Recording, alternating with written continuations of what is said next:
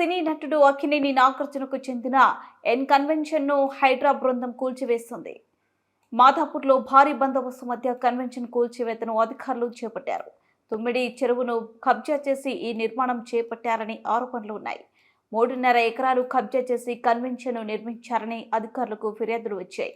హైదరాబాద్ పార్కులో అక్రమ నిర్మాణాలను అడ్డుకునేందుకు ముఖ్యమంత్రి Revanth Reddy Hydraa disaster management and asset protection agency తీసుకొచ్చారు. ప్రభుత్వ భూముల్లో ఆక్రమణలను తొలగించడం, చెరువులను రక్షించడం, విపత్కర పరిస్థితుల్లో నగరానికి అండగా ఉండటం దీని ప్రధాన లక్ష్యాలు.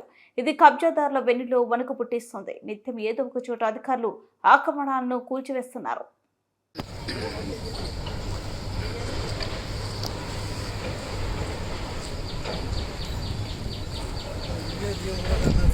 మాకు తీసేమొస్తుంది లేదు.